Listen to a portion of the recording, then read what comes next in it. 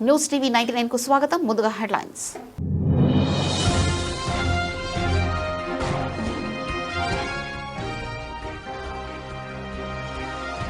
జనగామ జిల్లా collector Sandeep Kumar zone కలిసిన memorandum అందజేసిన మాజీ మంత్రి ఎర్రబెల్లి దయాకర్ రావు, మండల బీఆర్ఎస్ నాయకులు.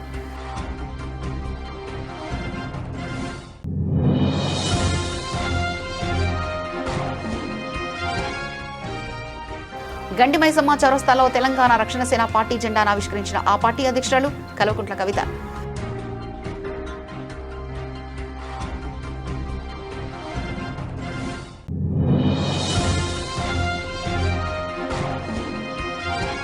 కులగణనపై సుప్రీంకోర్టు తీర్పు చారిత్రాత్మకం, కేంద్ర ప్రభుత్వం మరియు బీసీల విజయం. జాతీయ బీసీ సంక్షేమ సంఘం అధ్యక్షుడు ఆర్ కృష్ణయ్య.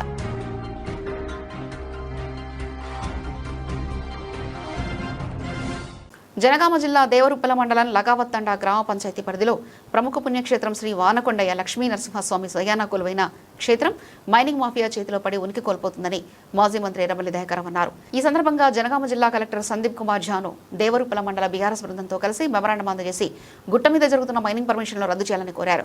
గుట్ట వద్ద మైనింగ్ పనులు జరిగితే ఆ దేవాలయం ఉనికి కోల్పోయే ప్రమాదం ఉందని తెలిపారు. బీఆర్ఎస్ ప్రభుత్వ హయాంలో ఈ పనులను ఆపి దేవస్థానం యొక్క మనుగడను కాపాడి 2 కోట్ల రూపాయలతో దేవాలయ అభివృద్ధి పనులు చేపట్టామని తెలిపారు. మళ్లీ కాంగ్రెస్ ప్రభుత్వ అసమర్థత వల్ల ఆ యొక్క పనులను మొదలుపెట్టారని మండిపడ్డారు. అలాగే మాదాపురం గ్రామంలో ఎస్సీ కాలనీలో 30 డబుల్ బెడ్రూమ్ల ఇండ్లు 3వ విడత బిల్లులో మంజూరు చేయాలని కోరారు. ఈ కార్యక్రమంలో దేవరుప్పల మండల బీఆర్ఎస్ నాయకులు తదితరులు పాల్గొన్నారు.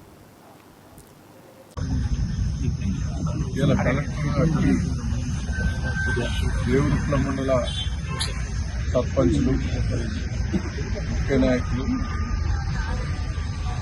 3 మండలాల నుంచి కూడా నాయకులు కూడా రావాలి. కలెక్టర్ గారికి నిన్ననే టైం తీసుకున్నాం. మారకుండా గుట్ట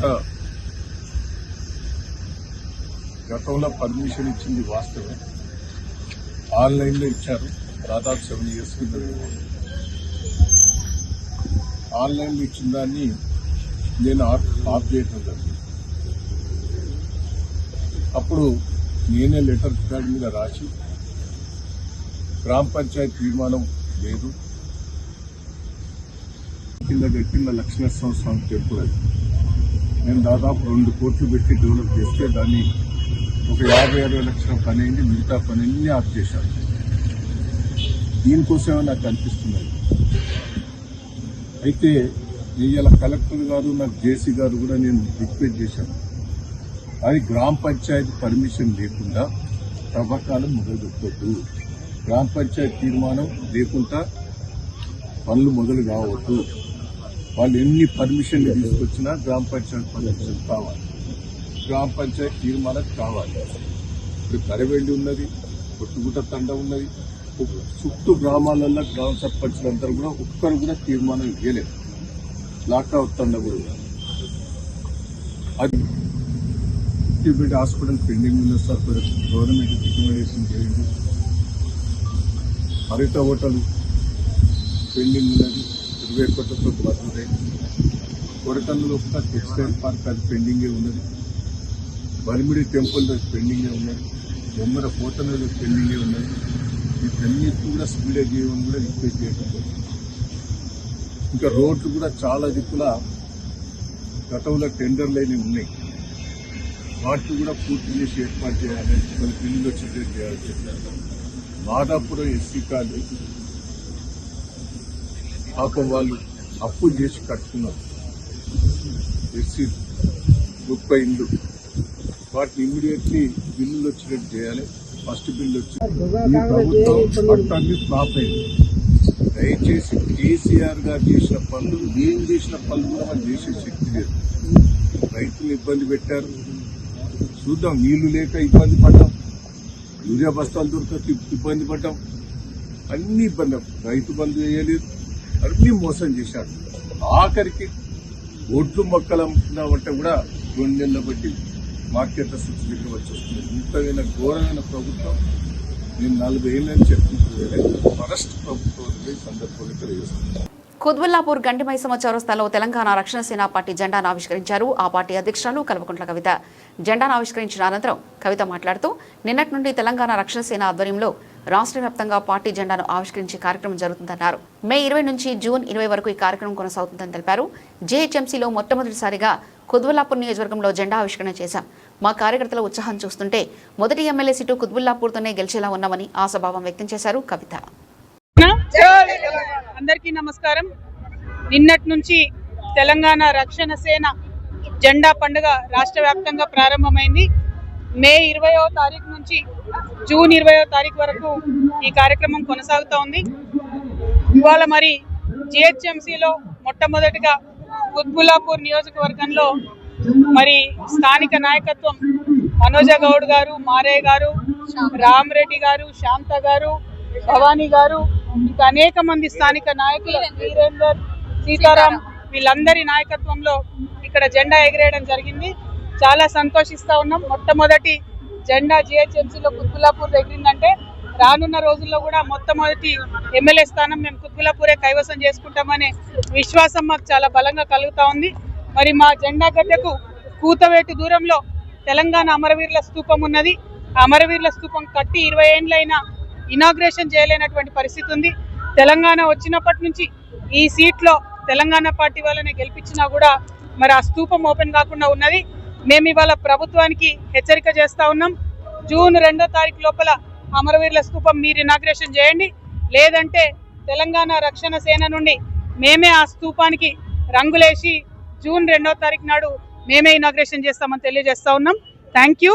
జై తెలంగాణ. కరీంనగర్లోని వ్యవసాయ మార్కెట్ నందు మార్కెట్ కమిటీ చైర్మన్ ఆకుల నరసన్న ఆధ్వర్యంలో స్వర్గీయ రాజీవ్ గాంధీ వర్ధంతి సందర్భంగా రాజీవ్ గాంధీ చిత్రపటానికి పూలమాలలు వేసి నివాళులర్పించారు. అనంతరం మీడియాతో మాట్లాడుతూ భారతదేశం కోసం త్యాగం చేసిన ఏకైక కుటుంబం స్వర్గీయ రాజీవ్ గాంధీ కుటుంబం సేవలను ఈ సందర్భంగా స్మరించుకోవాలి. అనంతరం వ్యవసాయ మార్కెట్లో పనిచేసే రైతులకు మజ్జిగ పంపిణీ చేశారు. ఈ కార్యక్రమంలో వ్యవసాయ కమిటీ డైరెక్టర్ మీసాల శంకర్, రుద్రరాము, మాలతి, పంజాల శ్రీనివాస్, కార్పొరేటర్ భాస్కర్ నాయక్, కార్యకర్తలు తదితరులు పాల్గొన్నారు. ఈరోజు కరీంనగర్ వ్యవసాయ శాఖ మార్కెట్లో క్రీస్తు శేషులు రాజీవ్ గాంధీ గారి వర్ధంతిని పురస్కరించుకొని ఇక్కడ వారి చిత్రపటానికి పూలమాలలు వేయడం జరిగింది. అదేవిధంగా మా కరీంనగర్ నియోజకవర్గ ఇన్ఛార్జి వెలిశాల రాజేందర్రావు గారి ఆదేశాల మేరకు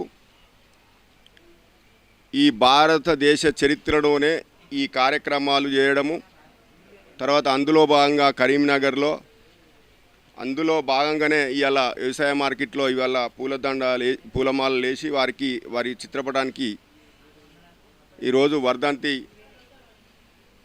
చేయడం జరుగుతుంది.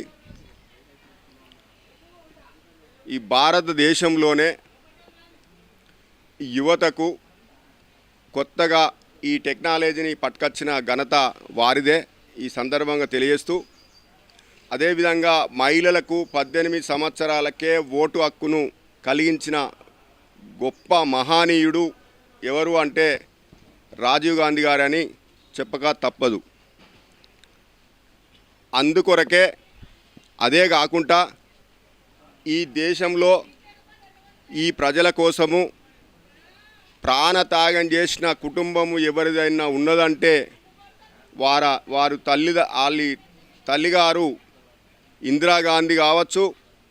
వారు కూడా ఈ దేశం కోసము ఈ ప్రజల కోసము ప్రాణత్యాగం చేసిన వ్యక్తులుగా చిరకాలం నిలిచిపోతారు. కాబట్టి ఈరోజు వారిని స్మరించుకుంటూ వారి వర్ధంతిని ఘనంగా నివాళులు అర్పించుకుంటూ ఈ కార్యక్రమాన్ని నిర్వహించడం జరుగుతుంది. అదేవిధంగా ఇక్కడున్న రైతులందరికీ, మహిళా సోదరులందరికీ మేమందరము మా పాలకవర్గం అందరం కూడా కలిసి వ్యవసాయ శాఖ మార్కెట్ డైరెక్టర్లము సీనన్న గారు, అదేవిధంగా శంకరన్న గారు, రామన్న గారు, ఇంకా మిగతా డైరెక్టర్లు అందరం కూడా కలిసి ఇక్కడ ఈ రైతులకు ఇంత ఎండలో వాళ్ళు ఉన్నారు కాబట్టి వీరి వర్ధంతిని పురస్కరించుకొని చల్ల పాకెట్లు వారందరికీ పంచడం జరుగుతుంది. కులగణనపై సుప్రీంకోర్టు తీర్పు చారిత్రాత్మకం. కేంద్ర ప్రభుత్వం మరియు బీసీల విజయమని జాతీయ బీసీ సంక్షేమ సంఘం అధ్యక్షుడు ఆర్ కృష్ణయ్య తెలిపారు. బీసీ భవన్లో ఏర్పాటు చేసిన సమావేశంలో ఆర్ కృష్ణయ్య మాట్లాడుతూ జనగణనలో కులగణన చేపట్టాలని కేంద్ర ప్రభుత్వం తీసుకున్న నిర్ణయానికి వ్యతిరేకంగా కొందరు అగ్రకులాల వారు సుప్రీంకోర్టులో దాఖలైన రేట్ పిటిషన్లను సుప్రీంకోర్టు ధర్మాసనం కొట్టివేయడం పట్ల రాజ్యసభ సభ్యులు ఆర్ కృష్ణయ్య హర్షం వ్యక్తం చేశారు. ఇది చారిత్రాత్మక విజయమన్నారు. కులగణన చేయాలని కేంద్ర ప్రభుత్వం తీసుకున్న నిర్ణయం విధానపరమైందని, దీని విషయంలో కోర్టు జోక్యం చేసుకోబోమని చెప్పిందన్నారు. అనవసరంగా కొందరు ప్రతిపక్షాలు కేంద్రాన్ని దుమ్మెత్తిపోసి కులగణన కేంద్రం చేయలేదని దుష్ప్రచారం చేస్తున్నారని, ఇప్పుడు సుప్రీంకోర్టు తీర్పుతోనే వాస్తవాన్ని తెలుసుకోవాలని హితో పలికారు. కేంద్రం కులగణన చేయకపోతే కొందరు వ్యతిరేకిస్తూ సుప్రీంకోర్టులో కేసు ఎందుకు వేస్తారని ప్రశ్నించారు. కేంద్ర ప్రభుత్వ పాలసీ ఈ విధాన నిర్ణయం, దీని ద్వారా సమాజంలో మంచి సమానత్వం వస్తుంది, ఏ కులాన్ని వెనుకబడిన వాటిని అభివృద్ధి చేయడానికి వీలవుతుందని చెప్పి సుప్రీంకోర్టు ఒక చరిత్రాత్మకమైన తీర్పు ఇచ్చింది. ఇది తీర్పు ఏ సందర్భము? కొందరు సుప్రీంకోర్టు మన కేంద్ర ప్రభుత్వము 6 నెలల క్రితం ఓ నిర్ణయం తీసుకుంది. కులగణన చేస్తామని కేంద్ర ప్రభుత్వం నిర్ణయం తీసుకొని ప్రకటించింది. పార్లమెంట్లో కూడా ప్రకటించారు. అనేక సందర్భాలలో పాలసీ మ్యాటర్గా ఆదేశాలు జారీ చేశారు. జనగణన సెన్సస్ డైరెక్టర్ రాశారు.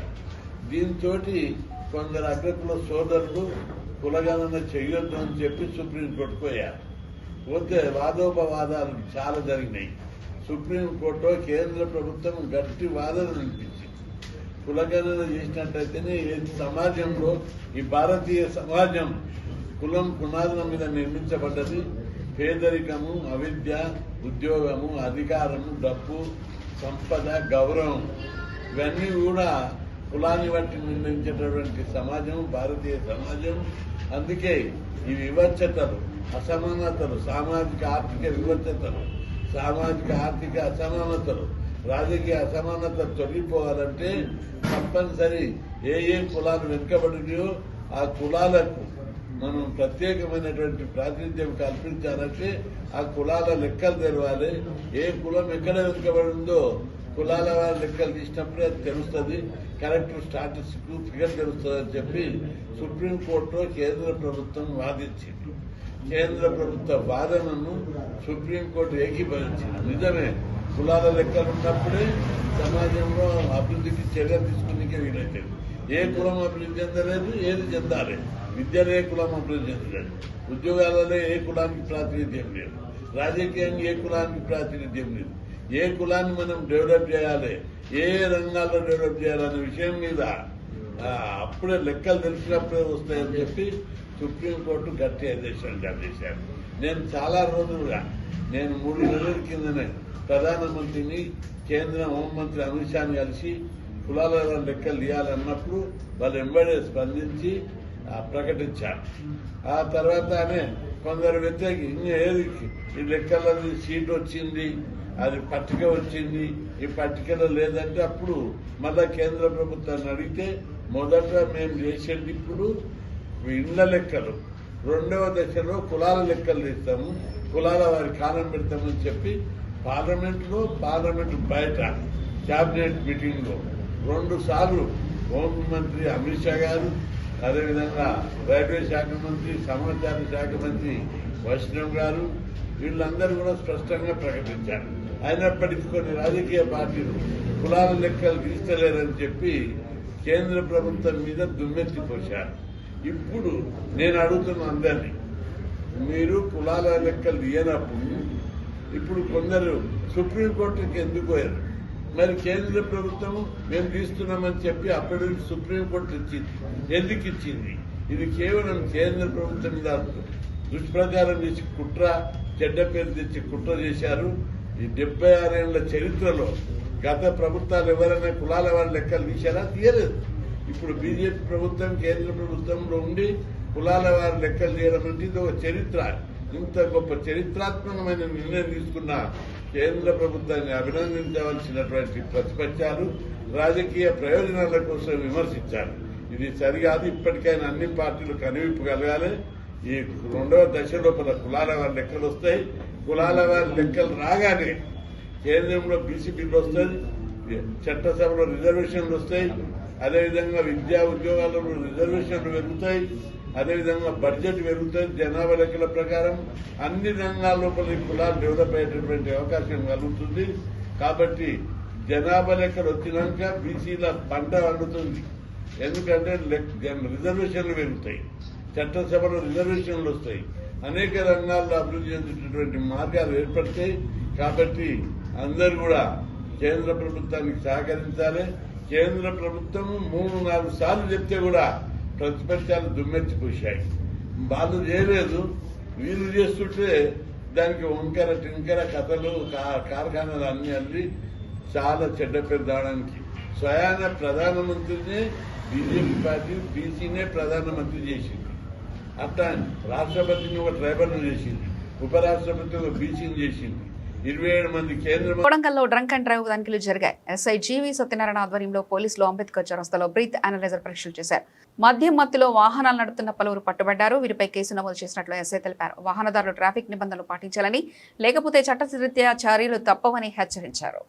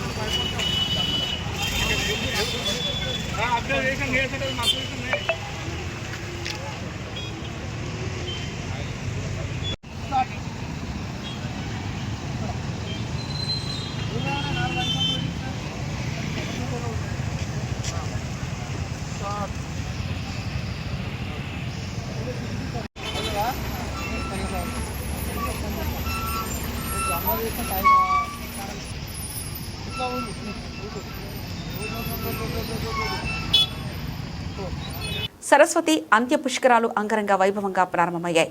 పుష్కరాల తొలి రోజు ఉదయం 5:43 పవిత్ర సంఘంలో తొలి పుష్కర స్నానం నిర్వహించబడింది. ఈ పుణ్య స్నానానికి కంచి కామకోటి పీఠాధిపతి శ్రీ శంకర విజయేంద్ర సరస్వతి స్వాములు, ఐటీ పరిశ్రమల శాఖ మంత్రి దొద్దిల్ల శ్రీధరబాబు దంపతులు, దేవాదాయ శాఖ మంత్రి శ్రీమతి కొండా సురేఖ, దేవాదాయ శాఖ కమిషనర్ హనుమంతరావు, జిల్లా కలెక్టర్ రాహుల్ శర్మ, ధార్మిక సలహాదారు శ్రీ గోవింద హరి తదితరులు ఆచరించారు. అలాగే భూపాలపల్లి, రంగారెడ్డి నియోజకవర్గాల శాసనసభ్యులు గండ్ర సత్యనారాయణరావు, మల్లెడ్డి రంగారెడ్డి పుష్కర స్నానంలో పాల్గొన్నారు.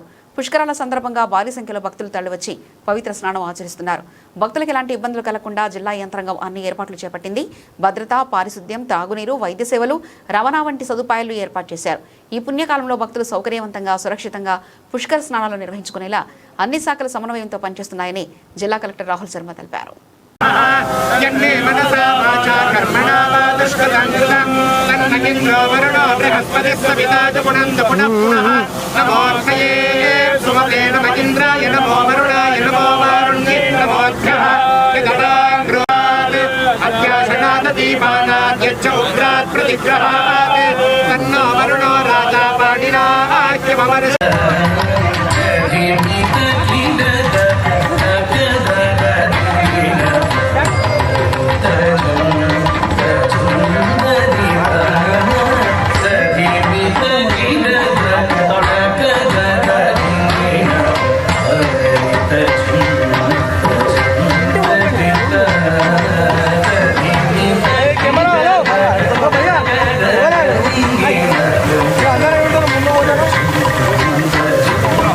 దౌలతాబాద్ లో రైతులకు ఉపయోగపడే పచ్చి రొట్టె ఎరువుల పంపిణీ కార్యక్రమం ప్రారంభమైంది. మండల కేంద్రంలో అగ్రోస్ 1లో జన్ము విత్తనాల పంపిణీ కార్యక్రమాన్ని ఘనంగా నిర్వహించారు. PSCS chairman Venkata Reddy, market committee vice chairman Maddela Swamy మాట్లాడుతూ రైతులకు పచ్చి రొట్టె జన్ము విత్తనాలు అందుబాటులో ఉంచినట్లు తెలిపారు. ప్రభుత్వం 50% సబ్సిడీపై ఈ విత్తనాలు అందజేస్తుందని తెలిపారు. ఈ కార్యక్రమంలో పిఎస్సిఎస్ డైరెక్టర్ రమేష్, ఉప సర్పంచ్ ఆది బాలకృష్ణ, ఏఓ సాయి కిరణ్, ఏఈఓ సంతోష్, రజనీకాంత్ తదితరులు పాల్గొన్నారు. పెద్ద సంఖ్యలో రైతులు హాజరై విత్తనాలను స్వీకరించారు. పచ్చిరొట్ట విత్తనాలైన జనుము మరియు జీలుగు అవసరం ఉందని ఉన్నతాధికారులకు మనము నిర్ణయించడం జరిగింది. మనకు ప్రస్తుతం 150 బ్యాగుల జనుము విత్తనాలు అందుబాటులో ఉన్నాయి. శనివారం జీలుగు విత్తనాలు కూడా వస్తాయి. వీటిని రైతులు సద్వినియోగం చేసుకోవాలని, అంటే ఇంకొక అలాట్మెంట్ కూడా వస్తుంది, అది కూడా పంపిణీ చేస్తుంది. రైతులకు సప్లై చేస్తుంది. మంచి శుభపరిణామం. మరి అందరి రైతులకు రేపటి నుంచి అందరికి తెలిసిపోతుంది కనుక ఇంకా వాళ్ళకి అందుబాటులో ఉండేటట్టు ఇంకా జీలుకు కానీ ఇంకా జనం కానీ ఇప్పుడు వచ్చే సంచులు సరిపోవు. ఇంకా సూర్యాపేట జిల్లా నేరేడుచర్ల మండలం లాల్ లక్ష్మీపురం గ్రామంలో గత వారం రోజుల క్రితం విషాద ఘటన చోటు చేసుకుంది. గ్రామ ఉప సర్పంచ్ ధనమ్మ భర్త సంజీవ మరణం గ్రామంలో విషాద ఛాయలు అలుముకున్నాయి. సంజీవ అకాల మరణం గ్రామంలో తీవ్రంగా కలిచివేసింది. మరణించిన విషయం తెలుసుకున్న ప్రజాప్రతినిధి టీవీ ఛానల్ చైర్మన్ గంజాయి శ్రీనివాస్ మృతుని కుటుంబానికి 25 కేజీల బియ్యం అందజేయడం జరిగింది. ఈ కార్యక్రమంలో పాల్గొన్న వారు లాల్ లక్ష్మీపురం 3వ వార్డు పెద్దదనమ్మ, బీజేపీ మాజీ మండల అధ్యక్షుడు పవన్ కుమార్, హుజూర్నగర్ నియోజకవర్గ reporter Ganjayi Paramjyothi, Guruvayya Yadav, BRS party senior నాయకులు రాంబాబు గౌడ్, ఎడవల్లి యాదగిరి తదితరులు పాల్గొని మృతుని భార్యను ఓదార్చి మనోధైర్యాన్ని నింపారు.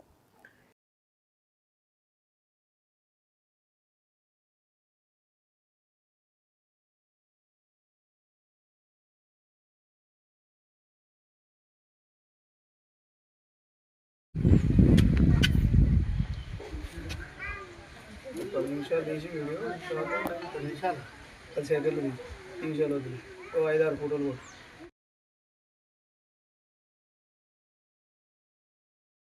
వనపర్తి జిల్లా పెబ్బేరు మండల ఎంఆర్ఓ కార్యాలయాన్ని భారతీయ జనతా పార్టీ నాయకులు ముట్టడించి రైతుల ధాన్యం కొనుగోలు సమస్యలపై ఆందోళన చేపట్టారు. పట్టణ అధ్యక్షుడు క్రాంతికుమార్ ఆధ్వర్యంలో నిర్వహించిన కార్యక్రమంలో రైతుల ప్రధాన సమస్య అయిన ధాన్యం సేకరణను వెంటనే వేగవంతం చేయాలని, లేని పక్షంలో పెద్ద ఎత్తున ధర్నాలకు పిలుపునిస్తామని ఎంఆర్ఓకు హెచ్చరించారు. ఈ సందర్భంగా బీజేపీ జిల్లా ప్రధాన కార్యదర్శి శ్రీనివాస్ గౌడ్ మాట్లాడుతూ కొనుగోలు కేంద్రాల్లో తరుగు పేరిట రైతులను మోసం చేస్తున్నారని ఆరోపించారు.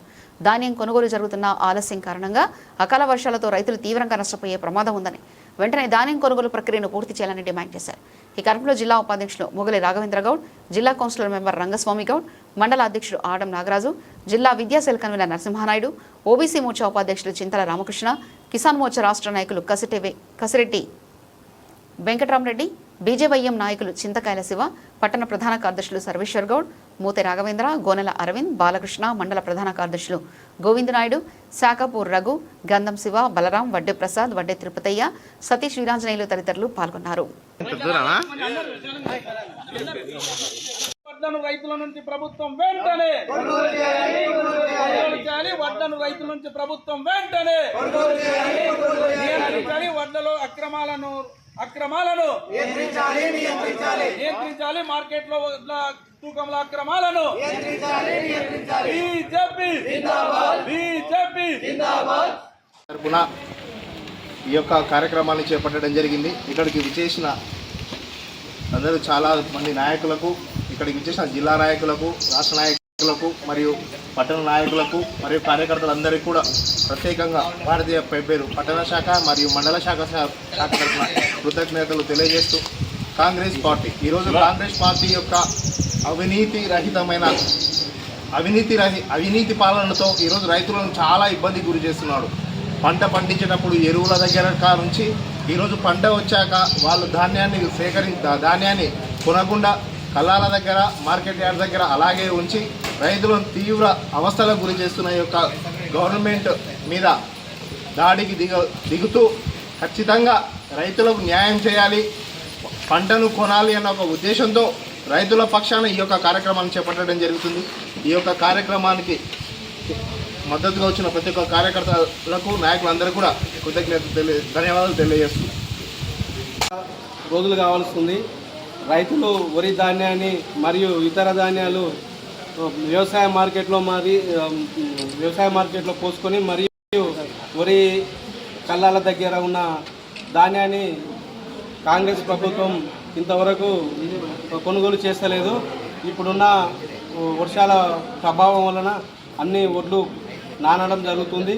ఇంతవరకు తరుగు పేరిట కొంత రైతుల దగ్గర తూకం దాని తాలు పేరిట తీస్తున్నారు. ఆ విధంగా రైతులను కొంత ఇబ్బంది పెడుతున్నది గవర్నమెంట్. ఏది ఏమైనా సరే రైతులకు సత్వరం న్యాయం చేయాలని చెప్పి ఈ మా బీజేపీ టౌన్ అండ్ రూరల్ తరఫున అందరం ఎంఆర్ఓ ఆఫీస్ దగ్గర కార్యకర్తల అందరం కలిసి రైతుల ఉద్యానాన్ని కొనుగోలు చేయాలని చెప్పి ఇక్కడికి వచ్చిన ప్రతి కార్యకర్తలకు నమస్కరిస్తున్నాం. ప్రమాణం చేసిన విధంగా వరి లావు ధాన్యానికి కానీ సన్న వడ్లకు కానీ మద్దతు ధర బోనస్ కల్పిస్తూ తక్షణము వరి ధాన్యం అకాల వర్షాలు ప్రారంభమైనాయి.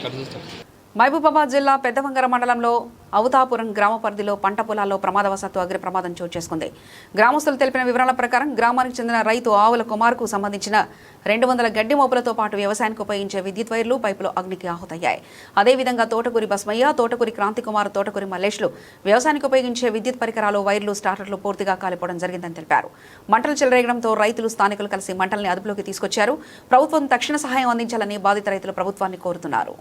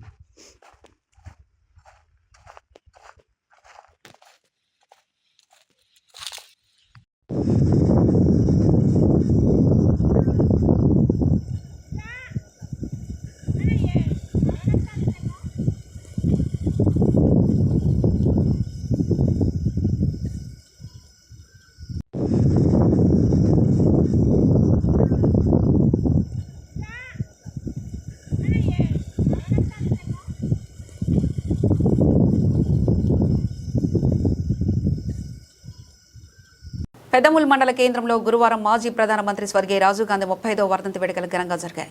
మండల కాంగ్రెస్ పార్టీ ఆధ్వర్యంలో ప్రధాన చౌరస్తాలో రాజీవ్ గాంధీ చిత్రపటానికి పూలమాలలు వేసి ఘనంగా నివాళులర్పించారు. ఈ సందర్భంగా మండల కాంగ్రెస్ పార్టీ అధ్యక్షుడు పి. మహిపాల్ రెడ్డి మాట్లాడుతూ అతి చిన్న వయసులోనే ప్రధానమంత్రి అయిన రాజీవ్ గాంధీ భారతదేశానికి సాఫ్ట్వేర్ టెక్నాలజీ, టెలికమ్యూనికేషన్ వ్యవస్థను పరిచయం చేసి దేశాన్ని అన్ని రంగాల్లో అభివృద్ధి పథంలో నడిపారని కొనియాడారు. ఆయన సేవలు మరవలేనివని కాంగ్రెస్ నాయకులు, కార్యకర్తలు ప్రతి ఒక్కరూ రాజీవ్ గాంధీ అడుగుజాడలో నడవాలని పిలుపునిచ్చారు.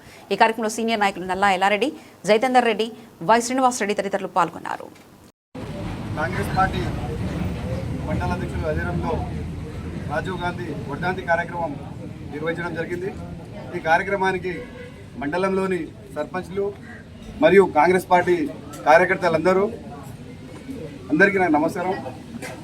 రాజీవ్ గాంధీ దేశం కోసం ప్రధానమంత్రిగా ఉన్నప్పుడు ఎన్నో కార్యక్రమాలు చేపట్టారు. ఈరోజు ఆయన చేసిన కార్యక్రమాలే ఈరోజు కనిపిస్తుంది మనకు. ఈరోజు పెద్దలు చెప్పినట్లు ఇన్ఫర్మేషన్ టెక్నాలజీ అనేది ఆ రోజు ఐటీ రంగంని అభివృద్ధి చేసిందే రాజీవ్ గాంధీ గారు. ఇంకోటి యువతకు 18 సంవత్సరాలకే ఓటు హక్కు కల్పించిన ఘనత రాజీవ్ గాంధీ గారిదే. ఆ రోజు ఓటు హక్కు 25 సంవత్సరాలకు ఉండే, 21 ఉండే. 18 సంవత్సరాలకు యువత వస్తే కూడా వాళ్ళ ఆలోచన పరంగా బాగుంటుందని 21 సంవత్సరాలకి ఓటు హక్కు కల్పించిన ఘనత రాజీవ్ గాంధీ గారిదే. దాంతోపాటు అనేక కార్యక్రమాలు చేశారు. ఆయనకు ఉగ్రవాదులు చూడలేక చంపేసినందుకు చాలా బాధాకరము. ఈరోజు రాజీవ్ గాంధీ గారి అడుగుజాడల్లో ఈరోజు కాంగ్రెస్ పార్టీ కానీ, రేవంత్ రెడ్డి గారు ముఖ్యమంత్రి గారు కానీ, అలాగే మనోహర్ రెడ్డి గారు కూడా ఆయన అడుగుజాడల్లో నడుస్తున్నారు. రానున్న రోజుల్లో తాండూరు నియోజకవర్గంలో కానీ, పెద్దమూల్ మండలంలో కానీ అభివృద్ధి కార్యక్రమాలు జరుగుతాయి. అలాగే మన ప్రెసిడెంట్ గారు చెప్పినట్లు మోహపూర్లో రాజీవ్ గాంధీ విగ్రహం ఏర్పాటు చేస్తుంటారు కదా, అది అలాగే పెద్దమూల్లో కూడా ఇందిరా గాంధీ విగ్రహం ఏర్పాటు చేస్తే బాగుంటుందని కోరుతున్నాం. మాకు సహకరించండి. పెద్దమూల్లో ఇందిరాగాంధీ విగ్రహం ఏర్పాటు చేస్తారని కోరుకుంటూ ముగిస్తున్నాను. జై హింద్, జై కాంగ్రెస్. బులెటిన్ ముగించే ముందు హెడ్లైన్స్ మరోసారి చూద్దాం.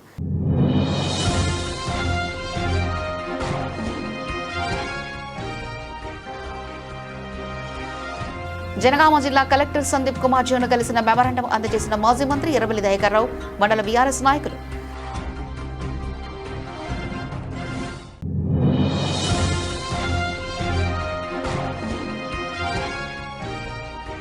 గండి మైసమ్మ చౌరస్తాలో తెలంగాణ రక్షణ సేన పార్టీ జెండాను ఆవిష్కరించిన ఆ పార్టీ అధ్యక్షురాలు కల్వకుంట్ల కవిత.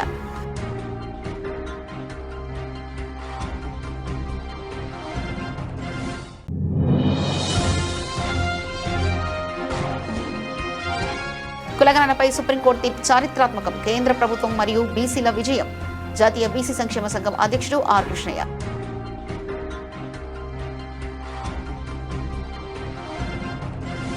ఇవి ఇప్పటివరకున్న అప్డేట్స్. మరో బులెటిన్లో మళ్ళీ కలుసుకుందాం. అంతవరకు సెలవు. నమస్కారం.